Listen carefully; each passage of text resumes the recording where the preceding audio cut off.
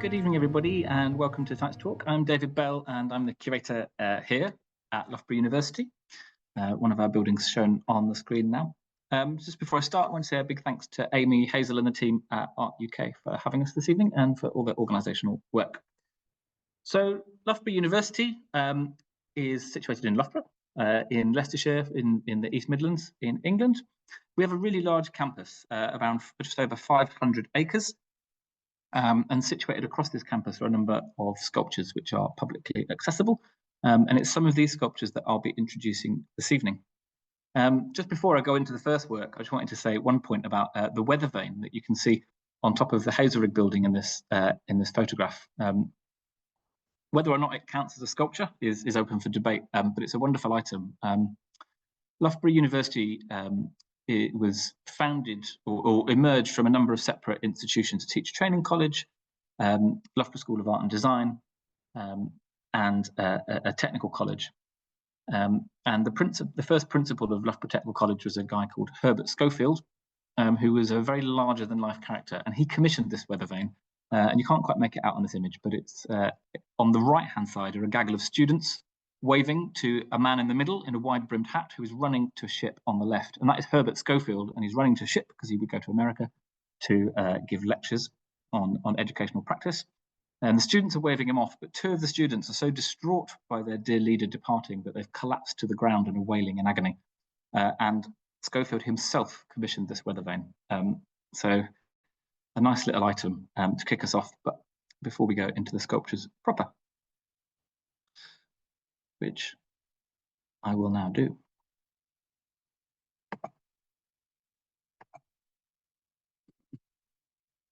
So on screen now is Lynn Chadwick's The Watchers.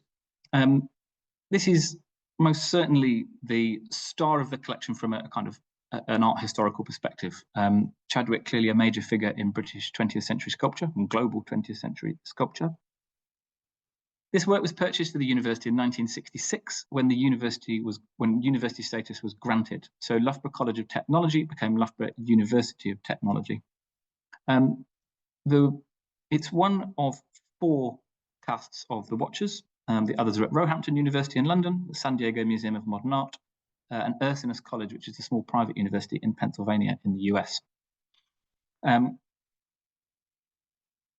Chadwick, clearly a major figure in British sculpture, and was included in the Geometry of Fear group of sculptures by the art critic Herbert Reed, who, alongside sculptors such as Elizabeth Frink, Geoffrey Clark, and Reed argued that these sculptures were really giving sculptural form to the kind of post-war anxieties, addressing the horrors of World War II and the threat of nuclear annihilation through the Cold War.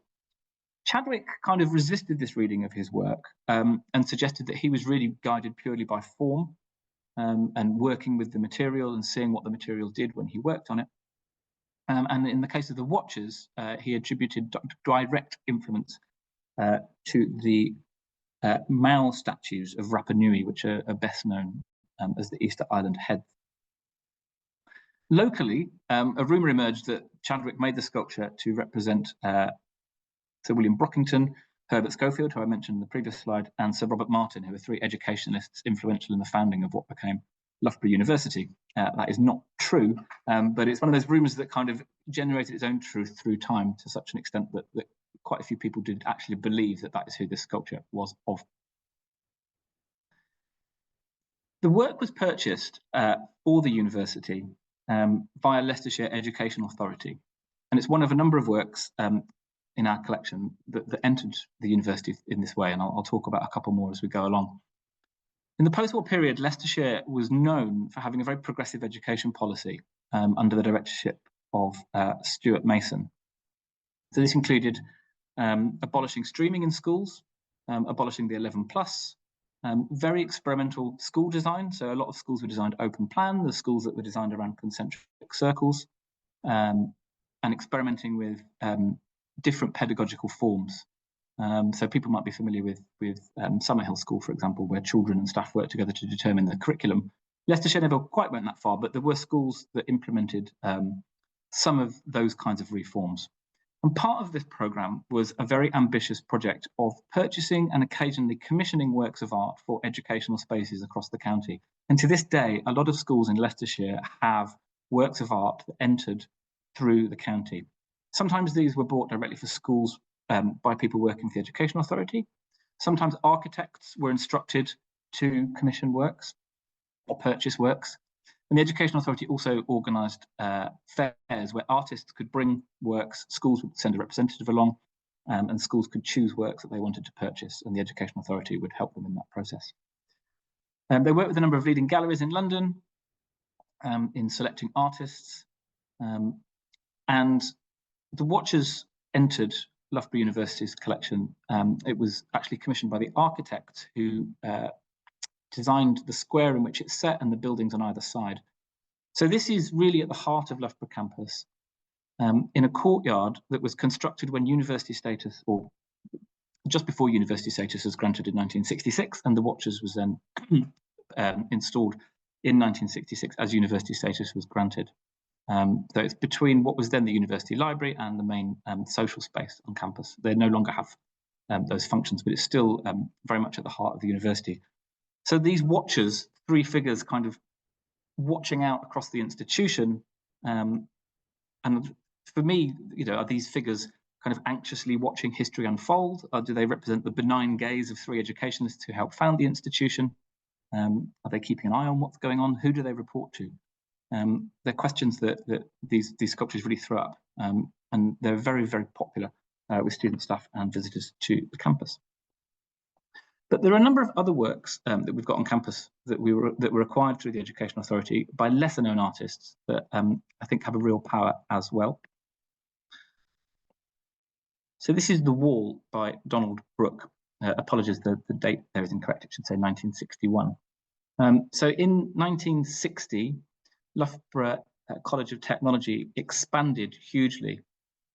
And as part of this expansion, new student accommodation was built because students were increasingly coming from further afield and needed accommodation. So 5 new halls of residence were built. And each of these halls of residence had a sculpture purchased or commissioned for it, I believe by the architects under the instruction of Leicestershire Education Authority. So this is Donald Brooke's The Wall, which was which was commissioned, in fact, for Telford Hall. Telford Hall has since moved, so the site is now occupied by another hall of residence, or the same hall of residence, but with a different name. But at the time, it was Telford Hall. And this is quite interesting in our collection because a lot of the works were purchased, so they had already been made by artists, so they were not specifically responding to the site or the institution. But as a commission, Brooke did respond to the institution. Obviously, a College of Technology, students were using machinery, producing work with their hands, and that's reflected in the form here, where cogs, wheels, and items of machinery have been embedded into the relief. The sculpture is made of a mixture of concrete, which has been dyed with a pigment, and a fiberglass-like material. It was conserved a couple of years back. We did have to check there was no asbestos in there, and there wasn't, thankfully. It was in quite poor condition, so we're really pleased with how it's come out. It's the only known extant sculpture by Brooke, who is a British artist from Leeds. He was also commissioned by the Ministry of Civil Aviation to produce a frieze for the exterior of their new building, and produced a design showing Icarus. But Icarus was unclothed, and the builders refused to proceed with the design unless he was covered up. Brooke refused, and the frieze was never produced. He did produce public sculptures for one public sculpture in Canberra in Australia, although I don't believe that survived. So to my knowledge, this is the only remaining work by Brooke. Very much of its time, and I think has a similarity to some of the wonderful concrete friezes that are much better known by William Mitchell, that can be found in Birmingham, among other places. Brooke subsequently emigrated to Australia, where he was one of the founding academics of the Power Institute of Fine Art at Sydney University, and he made a career as an art theorist, particularly thinking about what he called post-object art, but is better known as conceptual art. And he was also one of the first people to apply the biological concept of the meme to art, criticism and art history. And obviously that's entered circulation now to talk about internet culture. So quite an interesting figure, and he died in 2018. This is another work that was purchased for a hall of residence. So this was purchased for Royce Hall, again at the same time. It's by the Manx sculptor Brian Neal. It's in welded steel, and we believe that the head, if you look at the kind of figurative form, is an upturned dustbin that's been hammered into a new shape. So the proper title of this work is Standing Figure, but residents of Royce Hall soon nicknamed it Fred, and at some point it was knighted, and it is now known as Saint Fred. And at the end of every academic year, residents of Royce Hall host their St. Fred's Day party to celebrate the end of the year, the end of living together. There's lots of games, activities, and drink. And Fred is really, or Saint Fred, as he's now called, is really seen as the hall mascot. Brian Neal, very well-known Manx sculptor. So if you fly into the Isle of Man outside the airport, there's a sculpture of his depicting the Manx logo with the legs. His work, I would say, this is not typical of his work, but it does, I think, portray whether the direct influence, but certainly is of the same milieu of his brother, the novelist Nigel Neal, who wrote Quatermass, or the Quatermass series, most famously televised by BBC. And Brian Neal actually drew, one of his drawings is on the cover of the first edition novelisation of Quatermass and the Pit. I've chosen this sculpture among the many that were commissioned for our halls of residence because we've just launched a project yesterday, in fact, to uncover some of the social history of this sculpture. So of all the sculptures that were commissioned for halls of residence, this is the one that was really taken up by the people who lived in the hall it's associated with. So giving it the name Fred and Saint Fred. And we know that there's been a lot of interaction with the sculpture. We've got alumni have shared photographs in the past of them standing by the sculpture in their graduation dress. We know that Faraday Hall, which is the adjoining hall, has a big rivalry. Sorry, Royce. Yes, Faraday Hall, which is the adjoining hall, has a big rivalry with Royce, and they would sometimes undertake pranks. So they would dress Fred, or they would try to paint Fred. So we've just launched a social history project where we're looking for people who have memories of Fred throughout his 60+ years on our campus to get in touch and share anything, rumours, stories, photographs, videos, etc. And it only went live yesterday, but I've already had a couple of incredible stories, including one which sheds light on why, as we noticed recently, Fred no longer has his original legs. And that's because in 1984, students thought it'd be fun in the middle of the night to saw him off his base and reinstall him somewhere else on campus. They managed to saw him off, but they hadn't accounted for how heavy it would be and abandoned him on a roundabout. And he was reinstalled in the original location, but with more robust legs that do differ from the original design.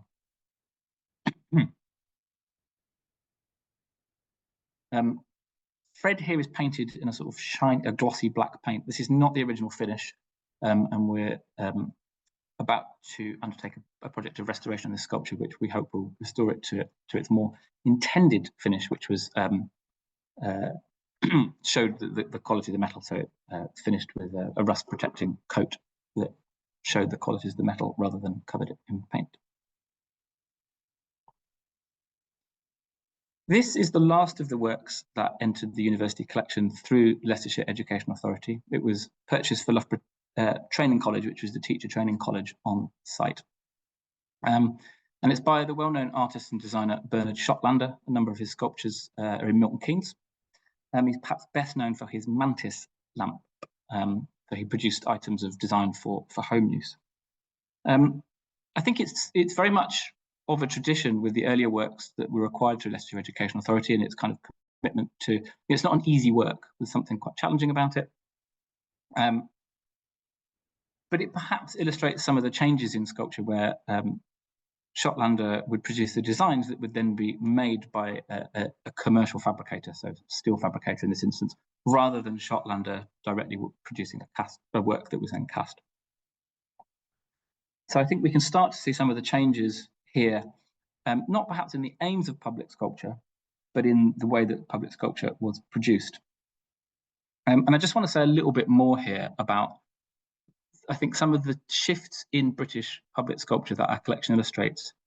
So that the works that were acquired through Leicestershire Education Authority were very much of that post-war moment of widening access to art. So there's a kind of democratizing appeal there, a belief that art should be taken out of the gallery and installed in spaces where people congregate in their everyday lives. There's both a democratizing move there and a slightly sort of paternalist move that, this is taking high culture and introducing it to people who will be improved through that encounter. Nationally, there were debates around precisely what the goods or kind of what that would engender in people. So for people like Herbert Reed, who I mentioned before, and Stuart Mason, the director of Leicestershire Education Authority, sculpture such as this in public spaces would encourage people to take ownership of their space. And they really wanted people, students, pupils in schools, teachers, and other people who worked in those spaces, so administrators, cleaners, to be active in determining the meaning of the sculptures. So they thought by citing them there, people would have conversations and debate. They would decide what the sculpture did or didn't represent.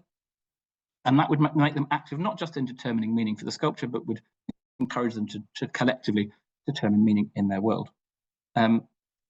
Others saw this kind of move, and I think this is interesting thinking that with regard to Shotlander, because of course he was a product designer, as training people aesthetically. So in the post-war period, I guess an expansion of domestic consumer goods, and the access to sculpture would allow people to develop good aesthetic taste that they could then put to use as consumers choosing a kitchen or a television, so goods for the home, and that would enable people to live in beautiful, aesthetically pleasing houses.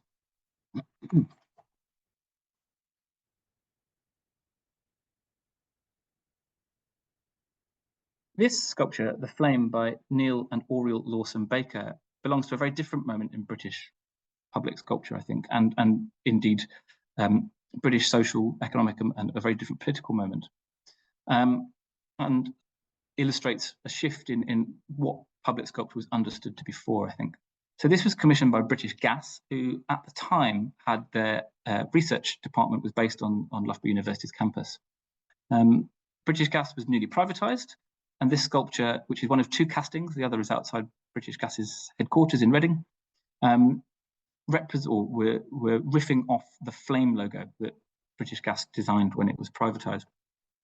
So here, rather than a kind of sculpture being something that is a public good and designed with a sort of democratising world-making aspect in mind, sculpture is the representation of corporate power and a newly privatised industry.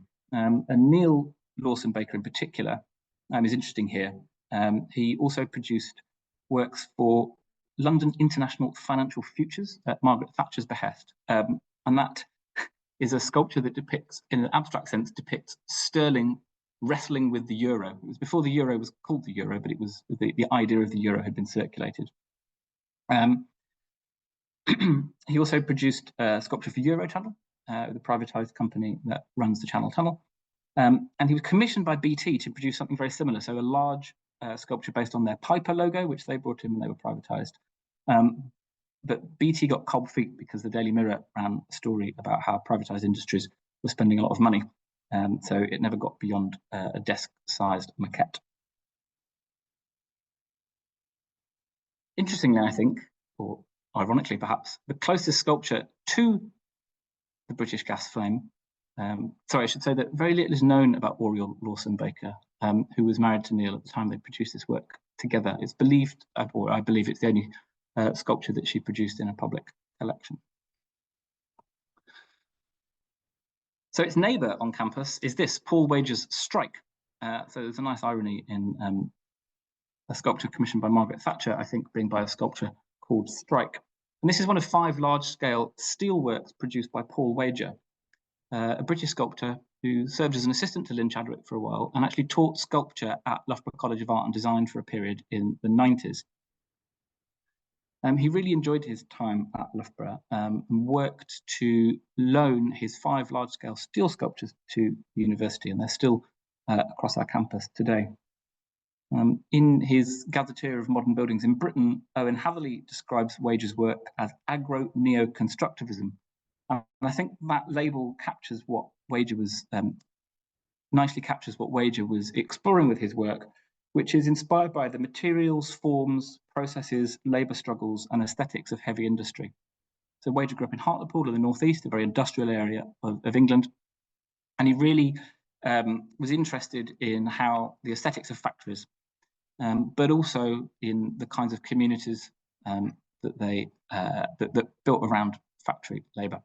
So he tried to represent that in his work. People either love or hate these, but they serve as very popular way markers across campus. People use them to navigate.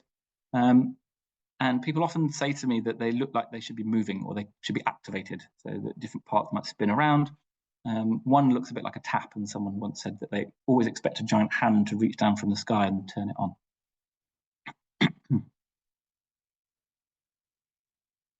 This is a much more recent work that we have on our campus by the Ghanaian artist Atta Quame, called Atseafe Fe Agbonu, which is the name is in the Ewe language, spoken in West Africa, largely in Ghana and parts of Nigeria.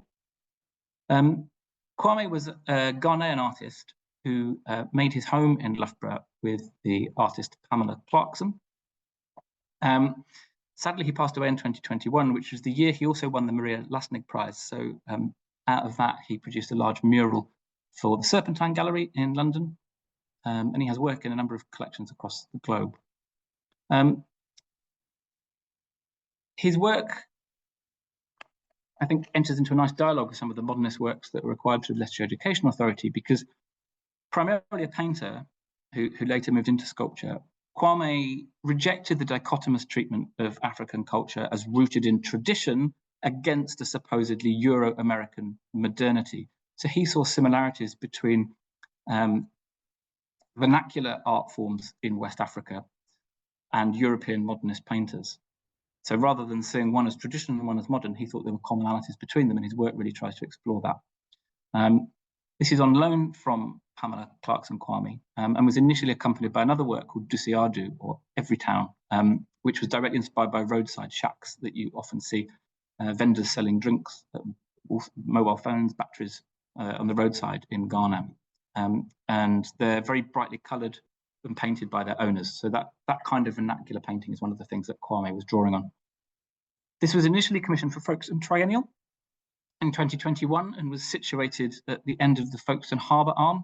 The name translates to Gateway to the Sea. Obviously, there is no sea near Loughborough, but it's situated here very close to an entrance to campus. So it marks a point where a lot of students, staff will come onto campus or leave campus. And I think it's a nice riposte to the kind of authoritarian architecture that we often find at borders. And the final sculpture I wanted to introduce to you today, which brings our collection up to date, is Flux, with a very this is situated in the courtyard of Claudia Parsons Hall. So again, it's entering back into that tradition of sculptures being commissioned for student halls. So Claudia Parsons is the most recently constructed hall of residence on campus. And this was funded by Barry and Valerie Eccleston. Barry is an alumnus of Loughborough University, and it's the second sculpture that they've funded for us.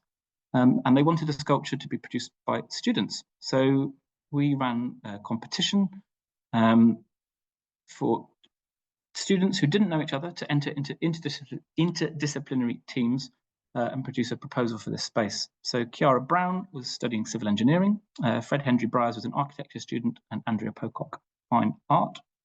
They didn't previously know each other. They came together through the process and produced this rather wonderful work from burned and oiled larchwood, which comes from a sustainable forest on the Herefordshire-Powys border. The wood was burned, which gives it the darker hue, and oiled, but with transparent oil. So there's no stain been applied to this work. The form is inspired, the sort of the ups and downs of the sculpture are inspired by the student journey. So the idea that students enter into a kind of journey of ups and downs through their education. And also the form and the circular cutout in the middle reference Claudia Parsons' circumnavigation of the world by car, which was the first such act by a woman traveling alone. Claudia Parsons was one of 3 women in the first intake of students at Loughborough College of Engineering, and she went on to have a fascinating career, including travelling around the world by car. The sculpture's also been designed specifically to capture the light as the sun moves around during the day, so the sculpture really changes depending on what time of day you see it. And because it's surrounded on all 4 sides by 4-storey halls of residence, they really wanted to make sure it looked good from different angles. And the courtyard in which it's situated also has a number of entrances. So the sculpture really reveals itself in different ways depending on which angle you approach. You can very much see it's a university hall of residence if you look at the window in the background, because the students have made a sign saying beer help from post-it notes. So I'm sure the residents of Claudia Parsons Hall will gladly accept any beer you want to send them. We actually inaugurated this sculpture today with a special event with the sculptors, their families, friends, and members of the university community. So that ends tonight's talk. Thank you so much for joining. I'll have a look at questions and answer some of those shortly. Just to say that there's lots more information about the sculptures in our collection on our website, including a virtual map that you can use, which shows the location of the works and has markers, and if you click on them, it will bring up a little piece of information about them.